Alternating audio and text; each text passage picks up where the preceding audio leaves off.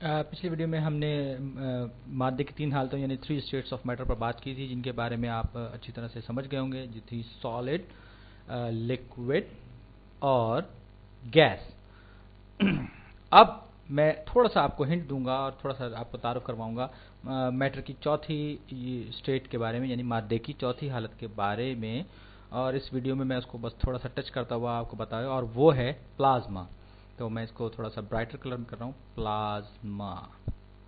इसको इंग्लिश में प्लाज्मा कहते हैं अमेरिकन। तो इसमें कुछ गैस की प्रॉपर्टीज़ होती हैं और कुछ इसमें मेटालिक प्रॉपर्टीज़ होती हैं। इसे हम इसमें मतलब गैस की तरह से इसके जो पार्टिकल्स होते हैं वो बम्प कर रहे होते हैं, इधर उधर जा रहे होते हैं, और साथ ही साथ इसमें कंडक्टिविटी भी होती है। तो ये बड़ी अजीबोगरीब चीज़ लगती है देखने में, क्योंकि इसका हमें आम जिंदगी में हमें इसका मुशाहिदा नहीं होता, और ये बात बिल्कुल सही भी है। और आमतौर पर यह बात भी कही जाती है कि कोई भी गैस उस वक्त प्लाज्मा बनती है जब वो बहुत ज़्यादा ज़बरदस्त टेम्परेचर पे हो, लेकिन जब हमारे पास बहुत स्ट्रॉन्ग मैग्नेटिक फील्ड हो तब भी हम किसी गैस को प्लाज्मा बना सकते हैं। और इलेक्ट्रोमैग्नेटिक फोर्स की वजह से इलेक्ट्रॉन्स किसी भी गैस का साथ छोड़कर अलग हो जाते हैं, और गैस के जो एटम्स होते हैं या गैस पार्टिकल्स होते हैं वो आयोनाइज फॉर्म में आ जाते हैं। अब अगर हम मेटल की एग्जांपल लें, जैसे कि यहाँ पर मैं आयरन की एग्जांपल ले रहा हूँ, तो आयरन में मैं पहले भी बता चुका हूँ कि किसी भी मेटल में एक इलेक्ट्रॉन्स का एक समंदर होता है जो एटम्स के बीच में होता है, और उस समंदर में हर एटम ने हर आयरन एटम, जैसे कि यहाँ पर एग्जांपल में है, उसने डोनेट कर रखे होते हैं अपने अपने इलेक्ट्रॉन्स। इसी वजह से हर एटम पर कुछ ना कुछ पॉजिटिव चार्ज होता है, और वो इसी वजह से थोड़ा चमकदार भी होता है। उसकी जो मेटालिक प्रॉपर्टीज होती हैं वो इसी सी ऑफ इलेक्ट्रॉन और इसी सारे प्रोसेस की वजह से होती हैं। तो ये जो इलेक्ट्रॉन एटम्स होते हैं ये इस इलेक्ट्रॉन की तरफ अट्रैक्ट होते हैं। अब इसी तरह से प्लाज्मा का भी मामला होता है, जो कि गैस की फॉर्म में है। इसमें लेकिन एटम्स जो होते हैं बिल्कुल फ्रीली मूव कर रहे हैं किसी गैस की तरह से, आइडियल गैस की तरह से, लेकिन साथ ही साथ उनके भी जो इलेक्ट्रॉन्स होते हैं वो इलेक्ट्रॉन्स किसी पावरफुल इलेक्ट्रोमैग्नेटिक फोर्स की वजह से, बहुत ज़बरदस्त किस्म के इलेक्ट्रोमैग्नेटिक फोर्स की वजह से अलग अलग हो गए होते हैं, और उनमें भी इसी तरह से इलेक्ट्रॉन्स का एक समंदर सा बन जाता है जिसके गिर्द, जो उनके गिर्द अट्रैक्ट होता है। और आप अगर चाहें तो ये भी कह सकते हैं कि प्लाज्मा जो है वो एक आयोनाइज्ड गैस है। ये भी डेफिनेशन कोई गलत नहीं होती। तो ये न्यूट्रल एटम्स अब जो है पॉजिटिवली चार्ज हो गए हैं, और ये इन सब पर पॉजिटिव चार्ज आ गया है, और इनके जो इलेक्ट्रॉन्स हैं वो आ गए हैं, और अब इनमें इलेक्ट्रिसिटी कंडक्ट करने की सलाहियत भी आ गई है जो कि मेटल्स में होती है। तो आप पूछेंगे कि ये प्लाज्मा कहाँ मौजूद है, कहाँ वजूद रखता है, इसकी एग्जांपल हमें कहाँ मिलेगी। तो इसकी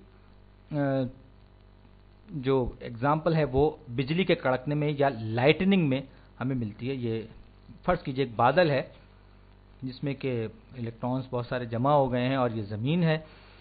अब बादल में किसी वजह से इलेक्ट्रॉन्स अगर बहुत ज़्यादा जमा हो गए हैं तो वो इलेक्ट्रॉन्स ये चाहेंगे कि वो ज़मीन तक पहुंच जाए और ज़मीन में जज्ब हो जाएं, क्योंकि ज़मीन जो है ये इलेक्ट्रॉन्स पर नेगेटिव चार्ज है।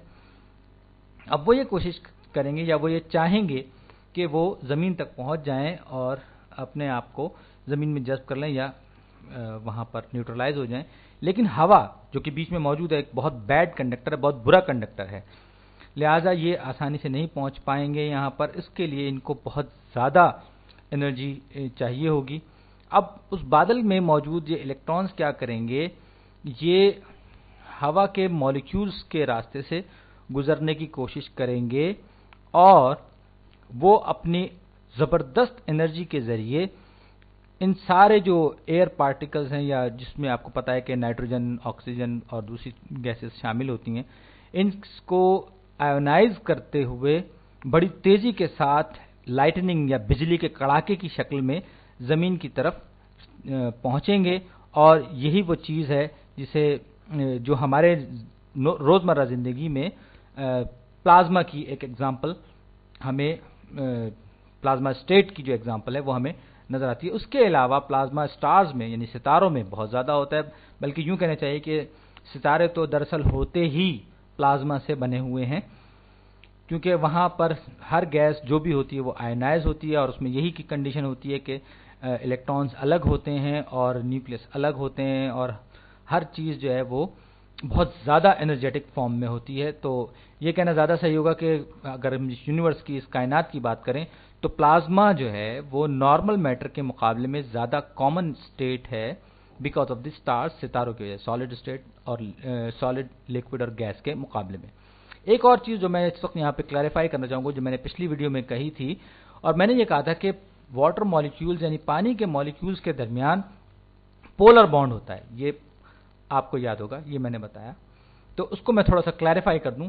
یہ میں نے ایک بنایا، یہ واٹر مالیکیول، اور یہ دوسرے واٹر مالیکیول کے ساتھ یہ اٹریکٹ ہو رہا ہے، یہ ایک اور مالیکیول آ گیا، یہ ہائیڈروجن آیا، یہ الیکٹرانز آ گئے۔ یہ میں نے بنا رہا ہوں، سوری، یہ میں اس کو صحیح سے بنا لوں۔ تو اب کیا صورتحال ہوگی یہ بھی میں بتاتا چلوں۔ جیسے کہ میں نے بتایا کہ اس پورے مالیکیول میں، واٹر مالیکیول میں آکسیجن بہت زیادہ الیکٹرونیگیٹو ہے، لہٰذا وہ اس پورے بانڈ میں یا اس پورے مالیکیول میں الیکٹرانز کو زیادہ وقت اپنے ساتھ رکھے گا، زیادہ کھینچ کے رکھے گا اپنی طرف۔ تو ہائیڈروجن پر پارشل پازیٹو چارج آ جائے گا، جبکہ ہائیڈروجن پر پارشل نیگیٹو چارج آ جائے گا۔ تو یہ اس ہائیڈروجن پر بھی پارشل پازیٹو چارج ہوگا، اور اسی طرح اس والے ہائیڈروجن پر بھی پارشل پازیٹو چارج ہوگا، اور اس طرح سے یہ پورا جو مالیکیول ہے یہ ایک پولر فارم میں آ جائے گا، یعنی اس میں پولیرٹی آ جائے گی، ایک طرف پارشل نیگیٹو چارج ہوگا اور دوسری طرف پارشل پازیٹو چارج ہوگا، اور نیگیٹو پازیٹو کیونکہ ایک دوسرے کو اٹریکٹ کرتے ہیں، لہٰذا اس طرف والے ہائیڈروجن اور اس آکسیجن کے درمیان فورس آف اٹریکشن ہوگی، یہ ایک دوسرے کو اپنی طرف کھینچ رہے ہوں گے، اور اس چیز کو میں نے کہا تھا پولر بانڈ، جبکہ کیمسٹری کے جو اسٹینڈرڈ ٹرم ہے وہ ہے ہائیڈروجن بانڈ۔ یہ بات ذہن میں رکھیے گا، آپ اگر پولر بانڈ میں کہوں یا یہ ہائیڈروجن بانڈ، بات ایک ہی ہے، اور کیمسٹری میں کیونکہ اس کو اسٹینڈرڈائزیشن کی غرض سے اس کو ہائیڈروجن بانڈ کہا جاتا ہے، تو آپ اپنے ذہن میں ہائیڈروجن بانڈ ہی رکھیے گا۔ تو آکسیجن کے بارے میں جیسے میں نے بتایا کہ یہ بہت زیادہ الیکٹرو نیگیٹو ہوتا ہے، اور اس میں دوسری ہائیڈروجن کے پاس یہ کم الیکٹران چھوڑتا ہے کم وقت کے لیے، تو اس پر پارشلی نیگیٹو آ جائے گا، اور یہ اٹریکشن جو ہے وہ بڑھ جائے گی۔ اور اس کے علاوہ نائٹروجن اور فلورین بھی وہ ایلیمنٹس ہیں جو بہت زیادہ الیکٹرو نیگیٹو ہیں، یعنی الیکٹرانز کو کھینچ کر رکھنے، بہت زیادہ کھینچنے والے الیکٹران۔ لہٰذا اگر ہم امونیا کی اگزامپل لیں جس کا فارمولا NH3 ہے، تو امونیا میں بھی کیا دیکھیے، آپ ملاحظہ فرمائیے کہ نائٹروجن جو ہے وہ الیکٹرانز کو اپنی طرف زیادہ کھینچ کے رکھے گا، یعنی نائٹروجن پر پارشل نیگیٹو چارج ہوگا، جبکہ ہائیڈروجن پر پارشل پازیٹو چارج ہوگا۔ اور اس کا بھی وہی معاملہ ہوگا کہ جو امونیا کے مالیکیولز ہیں ان کا آپس کے ایک دوسرے کے ساتھ جو بانڈ بنے گا وہ ہائیڈروجن بانڈ ہوگا، کیونکہ ہائیڈروجن پارشل پازیٹو ہائیڈروجن دوسری طرف کے پارشل نیگیٹو نائٹروجن کو اٹریکٹ کر کے رکھے گا، اور یہی معاملہ ہائیڈروجن فلورائڈ کا بھی ہوگا۔ تو اسی طرح سے کچھ جو چیزیں ہیں یہ ہم نے ڈسکس کر لیں۔ اب میں آپ کو کچھ چیزیں بتانے جا رہا ہوں، لیکن میرا خیال یہ ہے کہ اب اس ویڈیو کا وقت میرے پاس ختم ہو رہا ہے، تو اب